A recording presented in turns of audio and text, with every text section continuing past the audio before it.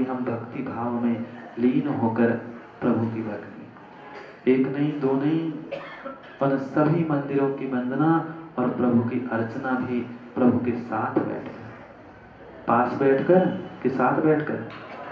साथ बैठना है तो पहले पास बैठना सीख लो। वहां पास नहीं होगे तो वहां पास कैसे होंगे? प्रभु के पास नहीं होगे तो एग्जाम में पास कैसे होंगे? नहीं आया समझ में? यार कैसे पास और फेल? पहले पास आ जाओ, करीब आ जाओ, तभी तो परमात्मा बनने के एग्जाम में पास हो पाओगे, नहीं तो संसार के में फंसे रह जाओ। विलीन हो गया समझ, क्या करे संजू भाई? जब जब समझने का समय होता है तभी समय विलीन होता है। जब लीन होने का संजू भाई समय आता है सुखदा, तभी समय निद्रा में विलीन हो जाता है। नहीं होता? जब लीन होने का समय आता है, आप बैठे कि विलीन हो गए।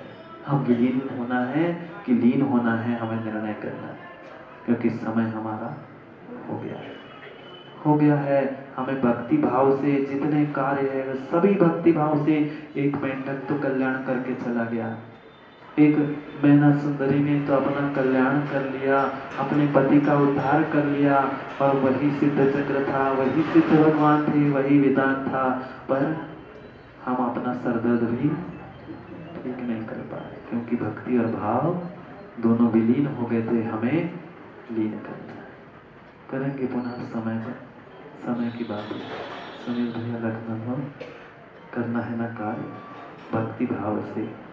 ऐसा नहीं है कि बेचारे पंचकल्याण के लिए श्रीफल चढ़ाने आए हैं, तो भक्ति भाव से कार्य करना है, कोई बलात् नहीं करना है।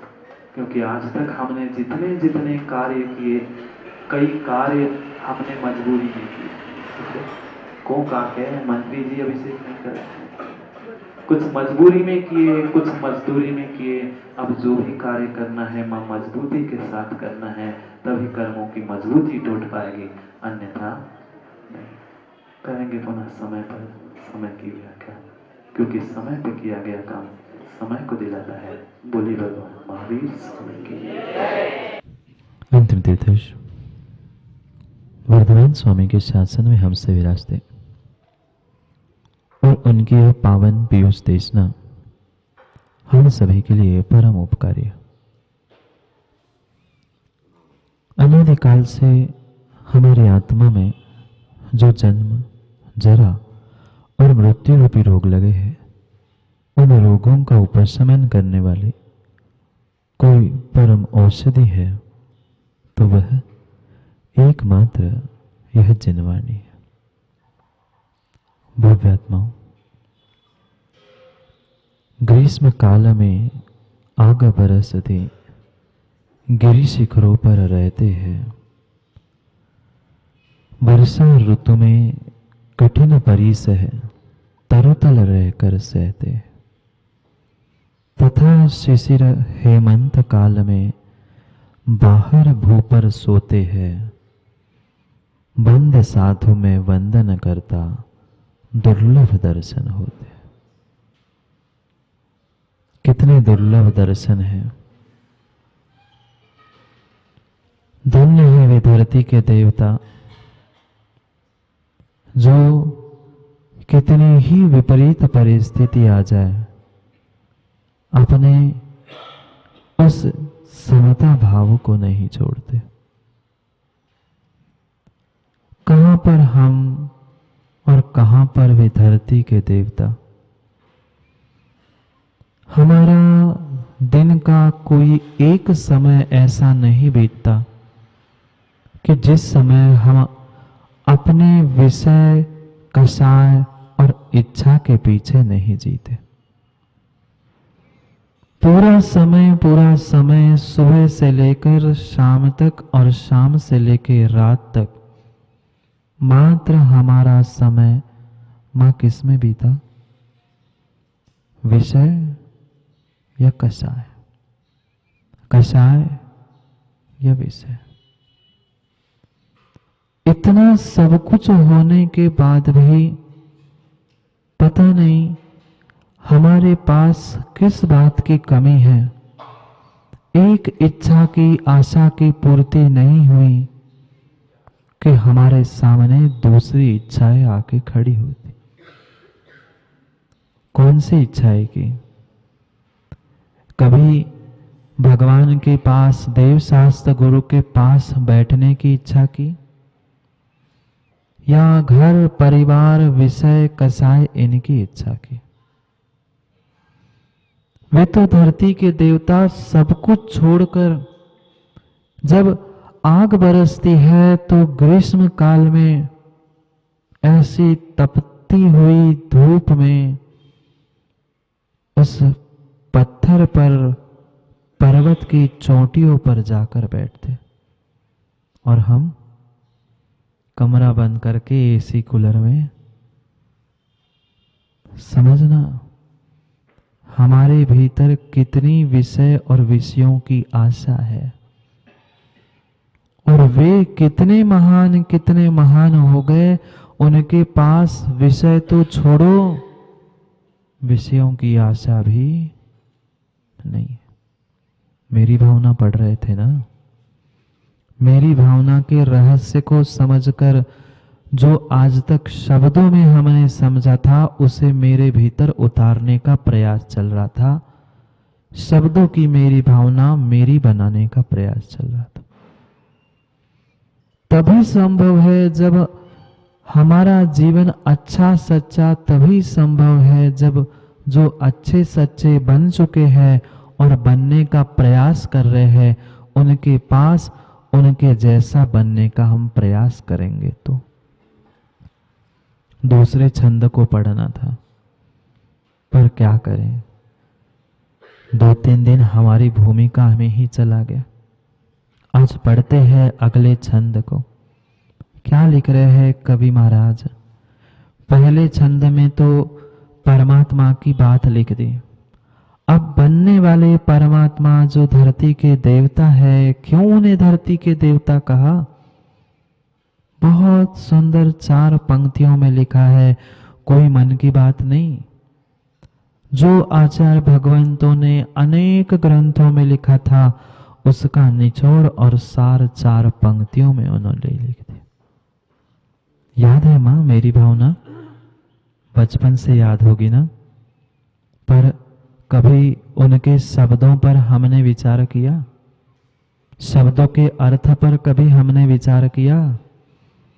अभी तक हम अर्थ भी निकालना नहीं सीख पाए। इसलिए प्रयास हमें करना है उन्हीं शब्दों को समझने का, जिससे मेरा जीवन अच्छा और सच्चा हो जाए। मिलके पढ़ते हैं पहले दूसरे छंद को। याद है सबको? साथ में पढ़ते। विषयों की आशा ने जिनके साम्य भाव धन रखते हैं, निज पर के हित साधन में जो निज दिन तत्पर रहते हैं। स्वार्थ त्याग की कठिन तपस्या बिना खेद जो करते हैं, ऐसे ज्ञानी साधु जगत के दुख समूह को हरते हैं। कहाँ हम और कहाँ वे? एक क्षण विचार कर लेना। हमारे एक विषय की पुष्टि नहीं हुई तब तक दूसरी आशा, दूसरी इच्छा खड़ी होती है।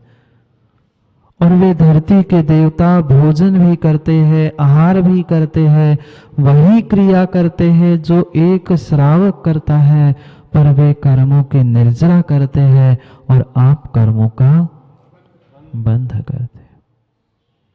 क्यों माँ? भोजन में अंतर था, वही रोटी थी, वही सब्जी थी, पर एक खाकर उसे बंद कर रहा था और एक खाकर उस कर्मों की निर्जरा कर। क्या अंतर था?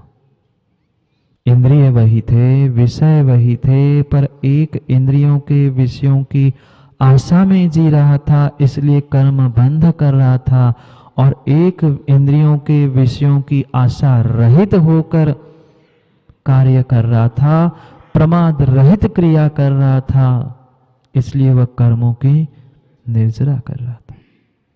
क्रिया में अंतर नहीं था। सामग्री में अंतर था? नहीं था। वे भी अपना पेट भर रहे थे, वे भी रसना इंद्रिय के निमित्त से ही कार्य कर रहे थे, पर उसकी आशा नहीं थी। विचार करो, हमारे पास भी इंद्रियां है, उनके पास भी इंद्रियां है, पर वे उन इंद्रियों के विषयों के लिए लोलुपता से भोजन ग्रहण नहीं करते। एक दिन धोखे से भोजन में थोड़ा सा नमक कम हो जाए, गले के नीचे उतरता है बुखारिया जी? नहीं उतरता। भले ही हम धर्मात्मा हो, किसी के सामने, घर वालों के सामने कह नहीं पाए, पर भीतर तो लगता ही अरे यार आज नमक नहीं है, नमक नहीं है। वे तो खड़े हैं, आप जो उनके अंजलि में प्रासुक भोजन दे रहे हो, चाहे नमक मिर्च खटाई कुछ हो नहीं हो, उन्होंने ले लिया। मात्र विषय नहीं है, नहीं कह रहे हैं, विषयों की आशा नहीं जिनके।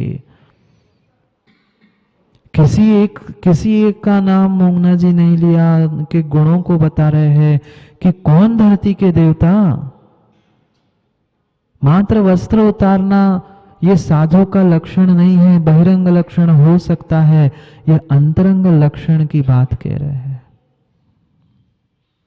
कौन सा धन कमाया? हम तो मात्र विषय कसायों को प्राप्त करके सुबह से शाम तक पैसोया किसे कमाया? धन। कौन सा धन? जिसकी कोई कीमत नहीं है, जो कभी भी साथ जाने वाला नहीं है, ऐसा धन तो हमने जोड़ लिया। जितना धन जोड़ते गए संजू, उतना ही ऋण होते गए। धन और ऋण जानते हो ना? धन और ऋण। जितना जितना हम विषयों के निमित्त से, कषायों के निमित्त से धन इकट्ठा करते रहे, उतना ही हमारा जीवन ऋण नेगेटिव होता गया। उनके पास भी धन है। साधु भी बहुत सारा धन लेकर चलता है, श्रावक के पास भी धन है, साधु के पास भी धन है। कौन सा नूना जी? कौन सा धन? जो आपके जेब में है वो धन नहीं है। वो धन उनके पास नहीं है, पर जो तुम्हारे पास नहीं है वो उनके पास है। साम्य भाव धन रखते हैं। दोनों अर्थ कर लेना धन के। धन यानी धन संपत्ति भी कर लेना, धन यानी पॉजिटिव, वह धन ले लेना। कितने समता परिणाम हमारे हैं। चाहे ग्रीष्म काल में तपती दोपहरिया में बैठे हो, चाहे शीतकाल में किसी नदी तालाब के किनारे जाकर बैठते हो, और वर्षा काल में पेड़ के नीचे परिसर सह रहे हैं। धरती के देवता ऐसे ही नहीं कहा। कितनी समता, कितने साम्य भाव। मात्र हम शब्दों में तो पढ़ते आए हैं, कभी एक क्षण आंख बंद करके विचार किया? अर्घावतारण असी प्रहारण में सदा समता रहे। चाहे तुम तलवार लेके पहुंच जाना, चाहे अर्घ लेकर पहुंच जाना, वे सभी को शाप देते नहीं देते। समता है। पहुंचा था एक जीव 500 शिकारी कुत्तों को लेकर, याद है? एक कुत्ता दिखता है तो आदमी भाग जाता है।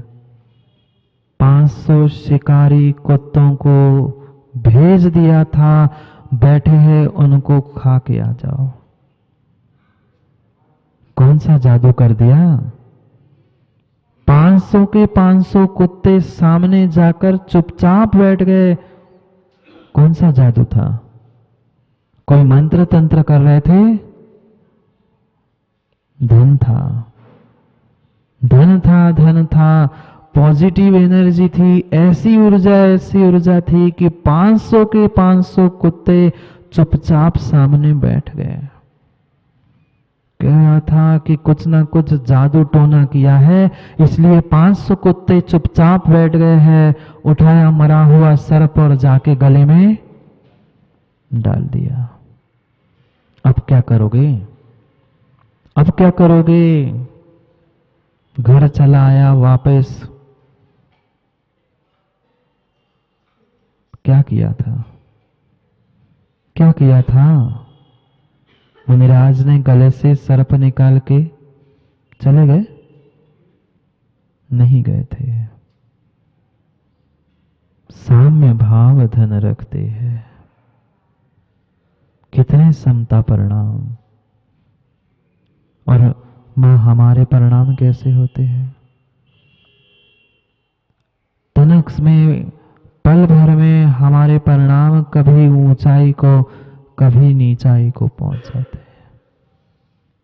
जब तक समता परिणाम नहीं है तब तक जो समुचित नहीं है तब तक सम्यक दर्शन संभव नहीं है।